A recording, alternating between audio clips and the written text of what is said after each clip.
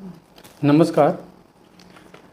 आज ऑपरेशन सिंदूर के बाद जम्मू कश्मीर में हाय तौबा वहाँ के नेता कर रहे हैं, उसके पीछे की कहानी जो है वो पहले जानना ज़रूरी है।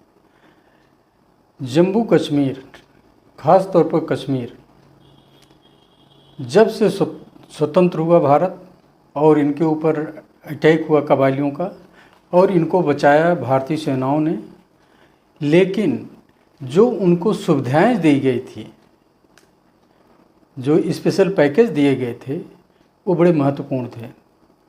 उस स्पेशल पैकेज में प्रोविज़न ये था कि इनको सब्सिडाइज रेट पे राशन और खाद्यान्न मिलता था और साथ में इनको जो फंड मिलता था वो उसका कोई ऑडिट नहीं था, उससे नहीं पूछा जाता था आप कहाँ खर्चा कर रहे हैं। ये स्थिति इनकी 86 तक चलती रही। ये लोग लूटपाट आपसी उसमें बंटवारे में करते रहे, जनता तक नहीं पहुंचता था।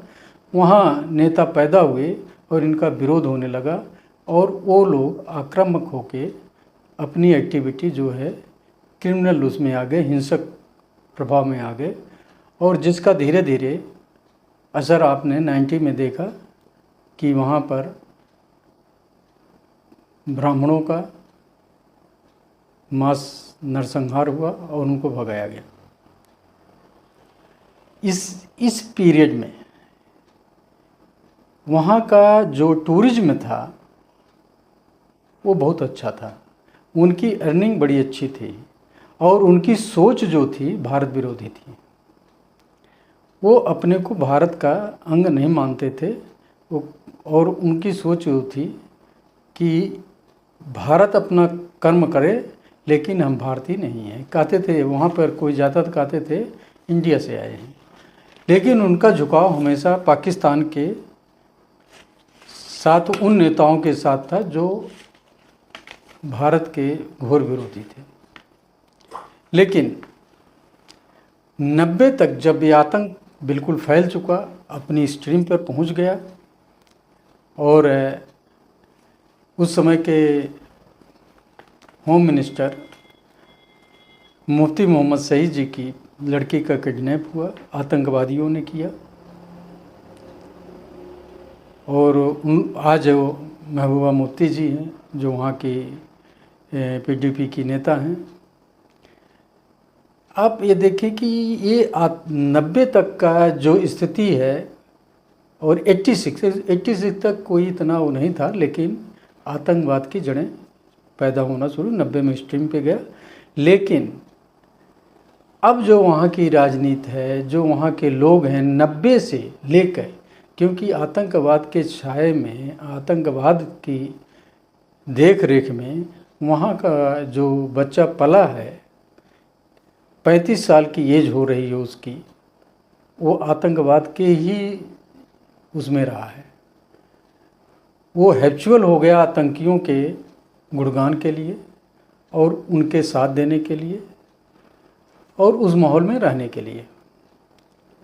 उसका रीज़न भी है कि अगर वो नहीं साथ देंगे, नहीं रहेंगे उनके हिसाब से, तो उनको खतरा है, इसलिए जान के डर के मारे वो उनका साथ देते रहे और वो इसके आदी हो गए हैं। उनके इशारे पर वो कुछ भी करने को तैयार रहते थे। उसका आपने देखा था, पत्थरबाजी और सारा कुछ होता था। लेकिन उनको ये नहीं पता है आज उन लोगों के द्वारा कि उससे पहले जो सुविधाएं थी और जो वहाँ का विकास था, जो वहाँ पे एजुकेशन व्यवस्था थी, उसका फ़ायदा लिया। और अब वो उनको लगता है कि ऑपरेशन सिंदूर के बाद कि वहाँ पर जो टूरिज्म की एक तरीके से कमी आई है, उनको लगा कि अब हमारा जो 3-4 साल का एक्सपीरियंस उनको था, क्योंकि उससे पहले तो बिल्कुल टूरिज्म ख़त्म ही था, नाम मात्र का था, लेकिन 370 हटने के बाद टूरिज्म का वहाँ पे काफ़ी बढ़ावा हुआ, सिक्योरिटी हुई और काफ़ी अच्छा लोगों की अर्निंग शुरू हो गई। तो वो नौजुवक और वो फैमिलियाँ जो इनसे फ़ायदा ले रही थी और वहाँ पर पंचायती सिस्टम भी लागू हो गया, तो उनको लगा कि हमारा विकास जो है हो रहा है और भारत के साथ ठीक है। अब वो 370 हटने के बाद आपने सुने होगा कि कौन कौन नेता बोले थे कि यहाँ पर खून की नदियाँ बह जाएंगी, यहाँ बड़ा आंदोलन हो जाएगा और पूरा बगावत हो जाएगी, गृहयुद्ध हो जाएगा। वो सब कुछ नहीं हुआ और एक कहावत रही। लेकिन इन्होंने जितना हो सकता था उतना पब्लिक को प्रवोक किया, वहाँ के नेताओं ने, चाहे अब्दुल्ला जी हों, चाहे मुफ्ती जी हों, और चाहे उनके जो दूसरी पार्टियों के नेता हैं, निर्दलीय और सारे, सबका एक ही टोन था। लेकिन आज स्थिति ये है कि वो नवयुवक जो बहके हुए थे, उनको लगा कि भारत का टूरिज्म कश्मीर में बहुत डेवलप है और स्कोप बहुत अच्छा है और इससे अर्निंग बहुत अच्छी है और बिजनेस भी हमारा अच्छा चलेगा और फ़ायदा भी होगा।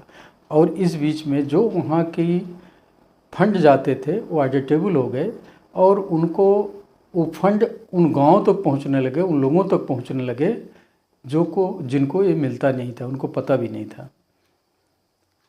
इस वजह से उनके अंदर एक लगा कि ये सिक्योरिटी जो सरकार हमारे लिए दी थी कि हम आपको एम्प्लॉयमेंट देंगे, आपको जब विकसित करेंगे, आपके यहाँ विकास होगा और एम्प्लॉयमेंट और उद्योग लगेंगे, तो उनको लगा कि ये अच्छा चीज़ हो रहा है, मेरी जनरेशन सुधर जाएगी।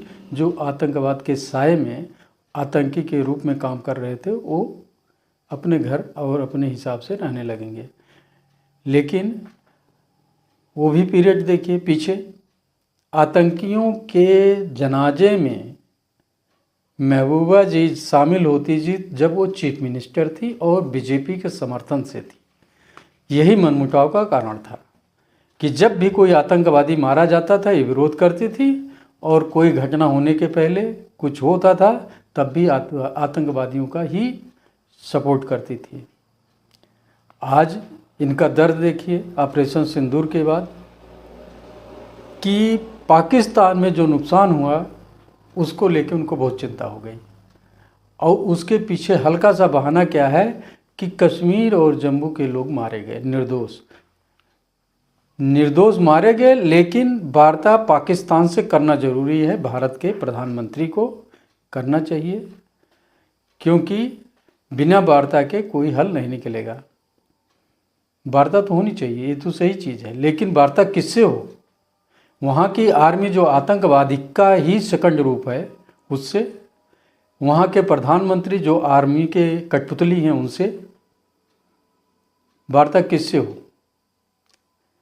और यही गलती यूएन में ले जाके जम्मू कश्मीर का मामला जो था जवाहरलाल नेहरू जी ने किया था, जबकि वो वार्ता क्या वो वैसे सुलझ जाता और उसको ले जाके नेशनल इशू बना दिया। महबूबा मुफ्ती जी का ये बयान कहीं न कहीं पाकिस्तान को बल देता है कि वो इनके बयान के लेकर वो विश्व की में इसका प्रचार करे और बताए कि जम्मू कश्मीर की नेता लोग क्या चाहते हैं। ये इनका बेसिक मोटिव है, ये शांति नहीं, ये कुछ न कुछ प्रवोक कराने के लिए या पाकिस्तान को सपोर्ट देने के लिए ऐसे स्टेटमेंट दे रहे हैं। ये बहुत ही गलत है, ऐसा स्टेटमेंट नहीं देना चाहिए। भारत क्या डिसाइड करेगा, इनको इस तरीके की राय कि पाकिस्तान में नुकसान हो रहा है, यहाँ पे कुछ निर्दोष मारे गए, जो उससे पहले मारे जाते थे क्या वो दोषी थे? आतंकवादी मारते थे तब महबूबा जी आतंकवादियों के यहाँ जाती थी। ये नहीं सोच रहे हैं लोग।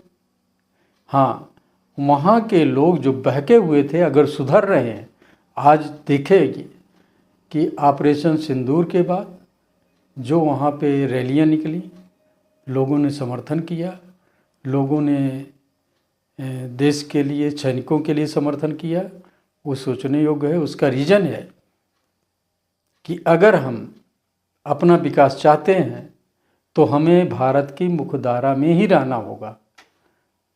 वो ये सोचें कि पाकिस्तान से हमदर्दी रख के और भारत का विरोध करके आतंकवादियों को पनाह देकर अगर वो चाहें कि उनका विकास हो जाएगा, उनके बच्चे अच्छे हो जाएंगे, उनका भविष्य उज्जवल होगा, तो नहीं होगा। इसलिए वो भारत की मुख्यधारा में आके इस तरीके के स्टेटमेंट पब्लिक दे रही है और रैलियाँ कर रहे हैं। लेकिन आप एक चीज सोचिए, 35 साल से जो बच्चा आतंक के साए में जिया है, आतंक के वातावरण में रहा है और आतंकवादियों के इशारे पे काम किया है, क्या उसका हृदय परिवर्तन एक दिन में, 2 साल में हो जाएगा? कूलिंग पीरियड ये बहुत ज़रूरी है। कूलिंग पीरियड जो होना चाहिए था वो नहीं हुआ और सुप्रीम कोर्ट ने जल्दी इलेक्शन करा दिया, जिससे वहाँ के जो स्लीपर सेल हैं, जो बिल्कुल कट्टर हैं, आतंकवादियों के समर्थक हैं, वो आज भी उनके साथ हैं और वही उनको सहयोग दे रहे हैं, उनके लिए काम कर रहे हैं। तो वो बच्चे कैसे सुधरेंगे? उनको सुधारने के लिए महबूबा जी के स्टेटमेंट की ज़रूरत नहीं है। उन्हें ज़रूरत है कि ऐसे बच्चों को समझाएं और सरकार की सुरक्षा बलों की वो बताएं कि ये कौन है और क्यों इनके साथ है। तो सुरक्षा बल के अधिकारी, भारत की एजेंसियां जो उनके लिए काम करें और उनका हृदय परिवर्तन हो और भारतीय हों, तब आतंकवाद की जड़ खत्म होगी। जब तक आतंकियों का संरक्षण देने वाले वो गुमराह बच्चे उनके साथ होंगे या उनका, देखिए बीच में अभी पत्थरबाजी किए थे, जब आर्मी के लोग जा रहे थे तो उस पर भी पत्थरबाजी हुई थी। ये वही है, कोई और नहीं है। वो पीछे से उनको डराया जाता है, वो पत्थरबाजी करने लगते हैं। तो डर निकालना है और उनको अगर गुमराह हुए हैं तो उनको सुधारने के साथ साथ अगर नहीं सुधरते तो संविधान के अनुसार और जो भारतीय दंड प्रक्रिया है उसके अनुसार उनको सज़ा होनी चाहिए, उनके खिलाफ़ कार्रवाई होनी चाहिए, तब जाके वो सुधार होगा और पाकिस्तान का जो स्लीपर सेल है तब ख़त्म होगा। और जो आतंकवादी वहाँ छुप जाते हैं, पता नहीं चलता, कोई बताता नहीं, वो बताने लगेंगे। इस तरीके से जब तक वहाँ के नेताओं में खुलेपन से भारत के लिए काम नहीं करेंगे, दोगली राजनीति करेंगे, तब तक वो बच्चे गुमराह होते रहेंगे और देश में, जम्मू कश्मीर में अशांति होती रहेगी। ऑपरेशन सिंदूर कंटिन्यू रहेगा और पाकिस्तान को नुकसान तो उठाना ही पड़ेगा, इसमें दो राय नहीं है। लेकिन मिलिट्री ऑपरेशन में कुछ न कुछ गलत होता है। महबूबा जी ये नहीं बोल रही कि पाकिस्तान ने सिविलियंस के ऊपर अटैक किया, जो जघन्य अपराध है उनके खिलाफ कार्रवाई इंटरनेशनल कोर्ट में होना चाहिए। पाकिस्तान को अपराधी घोषित करना चाहिए, वहाँ के प्रधानमंत्री को और वहाँ के सेना के अध्यक्ष को। ये नहीं मुद्दा उठा रही हैं, उठाना चाहिए। तो इस तरीके से देखा जाए तो राजनीति आज भी जम्मू कश्मीर की कहीं न कहीं गलत स्टेटमेंट देके पूरे देश का ध्यान आकर्षण कर रही हैं, खींच रही हैं अपनी तरफ और अपने को एक बड़े नेता के रूप में उभरने की कोशिश कर रही हैं। लेकिन ये नहीं जानती कि यहाँ के लोग समझदार हैं। इस तरीके के वक्तव्य से कोई राजनीति उनकी नहीं चलेगी। वो जहाँ पे थी वहाँ से और जीरो आएंगी, जैसे पीछे आई थी, इस बार एकदम जीरो हो जाएंगी और वहाँ पर सुधरे हुए लोगों का जो समूह है वो एक स्वच्छ राजनीति के तहत इलेक्शन में स्वच्छ सरकार लाने की कोशिश करेगी। धन्यवाद, नमस्कार।